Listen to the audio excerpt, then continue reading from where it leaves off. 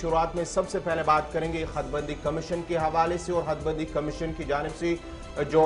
Parliament अरकान है या इसके जो मेम्बरान है, एसोसिएट मेम्बरान नेशनल कॉन्फ्रेंस की जानिब से, उनकी जानिब से 14 सफ़ात पर मुश्तमिल रिपोर्ट जो है, उनकी तजावीज़ है वो पेश की गई है। बिल्कुल, शुरुआत इसी खबर के साथ जो एसोसिएट मेम्बरान के हवाले से बात करेंगे, चूंकि दरअसल जो कमीशन की तरफ से चंद तजावीज़ात का जायजा लेने के बारे में बात की गई थी, दर्ज करा दिए गए हैं और दोनों पार्टियों की जानिब से और एसोसिएट मेंबरान की जानिब से आपको बताएं कि नेशनल कॉन्फ्रेंस और बीजेपी, चूंकि एसोसिएट मेंबरान इन दोनों से हैं और अपनी अपनी बात रखी गई है। तब्दीलियों के इम्कानात कुछ एक एरियाज के अंदर हैं, लेकिन इसमें जो एतराज़ात अब तक दर्ज कराए गए हैं और दिल्ली के अंदर जो हमारे ज़राया हैं वो ये बता रहे हैं, जो ड्राफ्ट दोनों की तरफ से तैयार किया गया, अपनी अपनी बात रखी गई, उसमें तफसीलात क्या कुछ हैं वो जरा आपके सामने रखते हैं। पहली बात जहां पर भारतीय जनता पार्टी की आपके सामने रखेंगे, चूंकि तब्दीलियों का काफी जो है वो मुतालबा भी हुआ है और एतराज़ात भी और शिकायत बहुत जो की गई हैं, इसमें कुछ इल्जामात भी कमीशन को लेकर या कमीशन के कानूनी हैसियत पर सवालात उठाए गए हैं। पहले जरा आपको बताते हैं कि बीजेपी ने क्या कुछ कहा है। जो बीजेपी की तरफ से मुख्तलिफ पेजेस पर जो जराया हमें बता रहे हैं कि उनकी तरफ से जो यानी अबूरी रिपोर्ट जब सामने आई थी तो उसके बाद इम्कान जाहिर किया जा रहा था कि बीजेपी भी नाराज होगी जम्मू सूबे के अंदर जिस तरीके से तब्दीलियां हुई थी। अब चूंकि बीजेपी ने बहुत सारे पॉइंट्स रखे हैं, एक एक करके उसकी तरफ आएंगे। एसोसिएट मेंबरान, जिनमें नेशनल कॉन्फ्रेंस से आप देख रहे हैं हसनैन मसूदी, डॉक्टर फारूक अब्दुल्ला और मोहम्मद अकबर लोन, ये वो लीडरान हैं जिनकी तरफ से नेशनल कॉन्फ्रेंस की तरफ से शिकायत दर्ज की गई, कुछ सवालात भी उठाए गए, वो थोड़ी देर में आपको बताएंगे। लेकिन पहले बीजेपी की तरफ चलते हैं, चूंकि डॉक्टर जितेंद्र सिंह और जुगल किशोर शर्मा पर काफी हद तक डिपेंड था कि वो क्या कुछ इस हदबंदी की अबूरी रिपोर्ट पर कहेंगे। कुछ पॉइंट्स जो हमारे पास हैं और जो हमें जराया बता रहे हैं कि ये चीजें कमीशन के सामने रख दी गई हैं, उसकी तरफ आपको लिए चलते हैं। बीजेपी की तरफ से कहा गया है, पहली बात जो रखी गई है जिसके पहले से ही खदशात जाहिर किए गए थे कि पुंछ से साउथ कश्मीर में, यानी लोकसभा की जो कॉन्स्टिट्यूंसी है, जिसे पहले आप राजौरी पुंछ कॉन्स्टिट्यूंसी या जम्मू पुंछ कॉन्स्टिट्यूंसी कहते थे, उसको राजौरी अनंतनाग कॉन्स्टिट्यूंसी जब अब कहा जाने लगा है तो उस पर एतराज़ात दर्ज कराए गए बीजेपी की तरफ से, यानी बीजेपी के खेमे के अंदर भी कुछ खदशात इसको लेकर थे। अब नाराजगी भी इस पर नजर आई है। पुंछ से सुरनकोट के अंदर इस वक्त जो है वो ये माना जा रहा है कि पुंछ से साउथ कश्मीर जाना इंतहाई मुश्किल है और ऐसे में परेशानी सबसे बड़ी यह है कि कैंपेनिंग के दौरान ये सबसे बड़ा मसला पैदा हो सकता है, लिहाजा आज के वक्त में इस चीज को दूर करने की कोशिश की जानी चाहिए। इस बीच आपको दूसरी बड़ी बात बताएं कि यानी कमीशन के सामने बीजेपी की तरफ से जो बातें रखी गई हैं वो आपको जरा बताते हैं। तस्वीरें फुल बता दीजिएगा, चूंकि साथ साथ हम आपको मैप भी बता रहे हैं।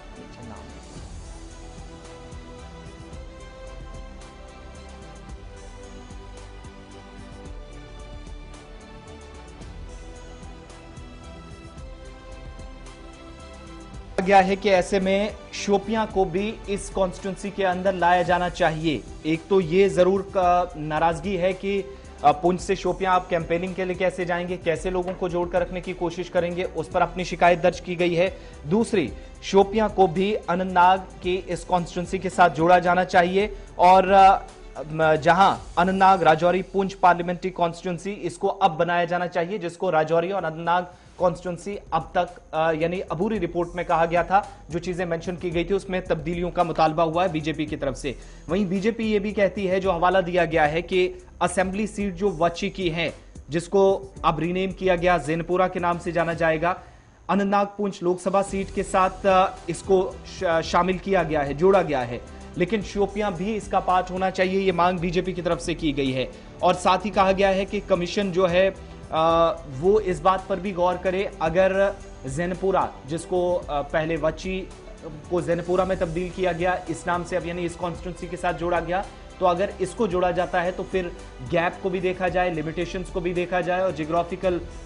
जो एरिया है उसको भी देखा जाना चाहिए। उसमें भी बहुत तब्दीलियां हो सकती हैं, इसलिए शोपियां भी उसके साथ होना चाहिए, तो उस सिस्टम को दूर किया जाए, यानी जो दूरियों का मामला है उसको भी गैप को फिल करने की कोशिश होनी चाहिए। ये मुतालबा एक किया गया है। दूसरी बात जो बीजेपी मानती है कि आज के वक्त में जब लोकसभा सेगमेंट बनाया गया है और इसके साथ साथ चूंकि अबूरी रिपोर्ट में जो है वो असेंबली सेगमेंट्स का नाम भी सामने आ गया था, तकरीबन जो 90 के करीब जो सीटें हैं उनके नाम भी लगभग साफ कर दिए थे, उनमें भी एक तब्दीली का मुतालबा हुआ है क्योंकि पुंछ के अंदर जितनी भी असेंबली सेगमेंट्स थे उनको रिजर्व रखा गया था। तो उसमें बीजेपी की तरफ से जो शिकायत दर्ज की गई है, हमें जो पता चला है उससे ये जानकारी मिल रही है कि इसको डी रिजर्व करने यानी एक जनरल कैटेगरी में एक सीट रखी जानी चाहिए, ये बीजेपी की तरफ से कमीशन से मुतालबा किया गया है। दिल्ली के अंदर अशोका होटल में जहां पर कल शिकायत दर्ज करा दी गई हैं, बीजेपी की तरफ से यह भी कहा गया है कि असेंबली कॉन्स्टिट्यूंसीज पुंछ जो है रिजर्व शेड्यूल ट्राइब्स के लिए आपने रखी हैं, लेकिन उसमें एक जनरल कैटेगरी का भी ख्याल रखा जाना चाहिए। आबादी के लिहाज से एक बहुत बड़ा हिस्सा है, तो ऐसे में कोई नाराजगी ना रहे, उसको दूर किया जाना चाहिए। पूरे पुंछ को जहां पर एसटीज के लिए रिजर्व किया गया तो कम से कम 3 एक तरफ एक सीट को यहां से इससे निकाला जाना चाहिए। बीजेपी की तरफ से यह मशवरा भी दिया गया और शिकायत भी एक तरह से दर्ज कराई गई है। अब जम्मू सूबे के अंदर आप देख रहे हैं कि आरएसपुरा, सुचेतगढ़ और इसके आसपास के इलाकों में एहतजाज हो रहे थे। चूंकि सुचेतगढ़ कॉन्स्टिट्यूंसी को खत्म कर दिया गया था और सांबा के अंदर कुछ तब्दीलियां हुई थी,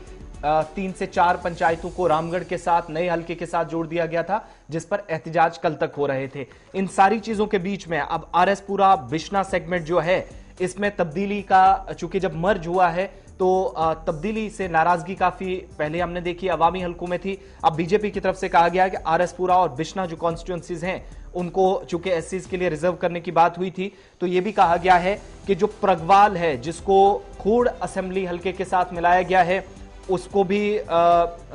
बीजेपी की तरफ से कहा गया है कि वो उसके साथ जरूर होना चाहिए। अखनूर के साथ, अखनूर से निकालकर खोड़ के साथ उसको रखा जाना चाहिए, यानी जिस एरिया को अखनूर असेंबली हल्के के साथ रखा गया है उसको वहां से निकालकर खोड़ असेंबली हल्के के साथ रखा जाए, तो आबादी भी जो तनासुब है वो अपने आप में कहीं बेहतरी समझ सकती है। और दूसरी बात ये कि इस एरिया के अंदर अगर कहीं परेशानी आज के वक्त में है तो वो ये कि जो दूरियां हैं उस डिस्टेंस को भी कवर किया जा सकता है, ये कहा गया है। प्रगवाल जो कि छम का हिस्सा था और अखनूर के साथ इसको एससी की रिजर्व कैटेगरी कहते हुए इसको मर्ज किया गया था, तो उसमें तब्दीली का मुतालबा किया गया है। इसके अलावा जो सुचेतगढ़ का इलाका है उसको बहाल किया जाना चाहिए, यह बीजेपी की तरफ से शिकायत की गई है, क्योंकि यहां पर भी एक बड़ी आबादी है जो दूसरे एरिया के साथ मर्ज होने के बाद नाराज काफी ज्यादा नजर आ रही है। यह बीजेपी की तरफ से शिकायत दर्ज कराई गई हैं। लेकिन अब जरा भारतीय जनता पार्टी के बाद नेशनल कॉन्फ्रेंस की बात भी आपको बताते हैं, और नेशनल कॉन्फ्रेंस की तरफ से क्या कहा गया है। रिटायर्ड जस्टिस हसनैन मसूदी की तरफ से नेशनल कॉन्फ्रेंस की जो शिकायत थी वो दर्ज कराई गई है, और जम्मू कश्मीर जो एक्ट की तंजीम 9 को आईनी तौर पर मुश्तबा करार दिया गया है नेशनल कॉन्फ्रेंस की तरफ से, और हदबंदी कमीशन के सामने जो सिफारिशात पेश किए हैं उसमें सवाल भी नेशनल कॉन्फ्रेंस ने उठाए हैं। जम्मू सूबे के अंदर 6 असेंबली नशिस्तें बढ़ाना और वादी के अंदर सिर्फ एक असेंबली सेगमेंट की बात करना, इसी पर नेशनल कॉन्फ्रेंस ने सवाल उठाए। और कानूनी हैसियत पर नेशनल कॉन्फ्रेंस की तरफ से इसलिए भी सवाल उठाए गए हैं क्योंकि आज के वक्त में नेशनल कॉन्फ्रेंस का ये मौक़िफ़ जो तकरीबन 1.5-2 बरस पहले से रहा है कि ये पूरा मामला जब अदालत के सामने है तो ऐसे में कोई भी तब्दीली या कोई इस कवानीन के तहत जो लॉ है उसका नफाज करना शायद गैर कानूनी है, और कानूनी हैसियत पर कमीशन की सवाल भी उठाए गए हैं। और दिल्ली के अंदर जहां पर ये जवाबात जमा कराए गए तो 2019 से तंजीम 9 एक्ट से मुतल्लिक जितने भी कवायद हैं उनको नेशनल कॉन्फ्रेंस ने कहा कि उन कवायद की खिलाफ वर्जी हुई है, और पॉपुलेशन बेस्ड जिस तरीके से मुख्तलिफ एरियाज के अंदर फेस्ड मैनर में तब्दीली होनी चाहिए थी वो नहीं हुई। बहुत सारी चीजों को बालाए ताक रख के इस तरीके से किया गया, और आईनी तौर पर जो हदबंदी कमीशन है वो मुश्तबा है और कानून मुश्तबा है, ये नेशनल कॉन्फ्रेंस का मौक़िफ़ है। दूसरी जुबान, कानूनी जुबान में अगर कोई एक्ट अदालत में ज़ेर सुमात है जो नेशनल कॉन्फ्रेंस ने हवाला दिया है और अदालत उज़्मा यानी सुप्रीम कोर्ट इस मामले पर फैसला करती है तो इसे आईनी तौर पर मुश्तबा कहा जा सकता है। नेशनल कॉन्फ्रेंस ने मुख्तलिफ दफात का यहाँ पर जिक्र भी किया है और उसी के तहत नेशनल कॉन्फ्रेंस ने सवालात भी उठाए हैं। दूसरा,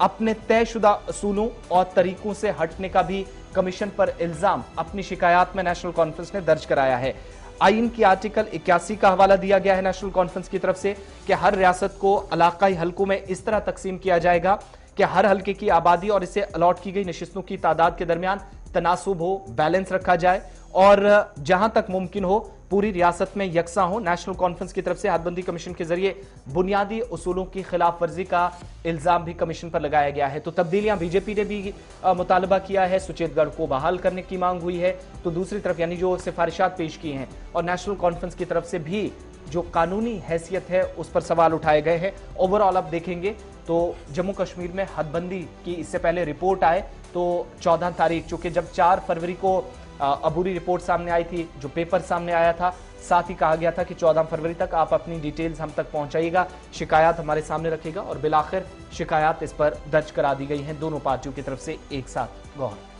चलिए तो बढ़ते आगे। ये थी नेशनल कॉन्फ्रेंस और दीगर जो एसोसिएट मेंबरान हैं उनकी जानिब से जो अब उनकी तजावीज़ पेश की गई है हदबंदी कमीशन को, इस पर तफसीलात फराहम करें।